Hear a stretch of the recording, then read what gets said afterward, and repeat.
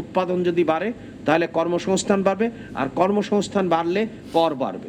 আমরা প্রতিজ্ঞাবদ্ধ এবং নিঃসন্দেহে তার বাজেটে প্রতিফলন দেখবেন যে শিক্ষা এবং স্বাস্থ্য খাতে আমরা 5% দিকে নিয়ে যেতে চাই। আমাদের মাননীয় প্রধানমন্ত্রী উল্লেখ করেছেন তিনি দেখতে চান মানবিক বাংলাদেশ, তার মানে মানুষ কেন্দ্রে থাকতে হবে। মানুষ কেন্দ্রে থাকতে হলে দুটো বিষয় ন্যূনতম দরকার।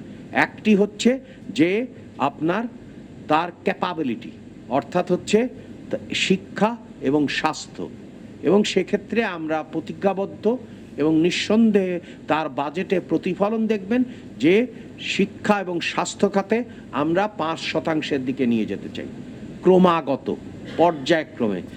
ঠিকমতো লেখেন কিন্তু পর্যায়ক্রমে।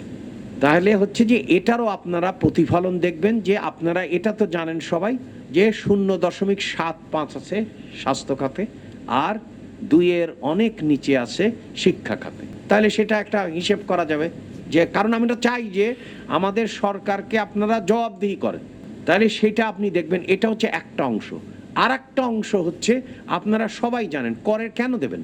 যদি হচ্ছে এশিয়া অঞ্চলের সবচেয়ে বেশি হচ্ছে যে আপনার 1 কিলোমিটার রাস্তা তৈরি করতে লাগে, তাহলে আমাদেরকে কি করতে হবে, আমাদের অবকাঠামো এবং ভৌত অবকাঠামো পরিবর্তন করতে হবে।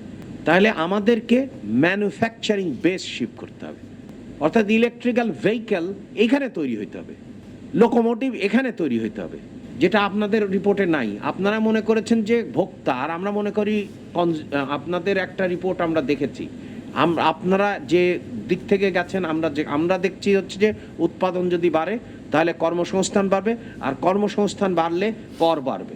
তাহলে আমরা সেইখানে দেখতে চাই যে আপনার ইলেকট্রিক্যাল ভেহিকেল এখানে তৈরি হোক, এবং মাননীয় প্রধানমন্ত্রী বিভিন্ন সময়ে এই সমস্ত বিষয়ে দেখছেন, এবং একের পর এক অনেক দেশীয় উদ্যোক্তাও কিন্তু এই বিষয়ে এগিয়ে আসছেন।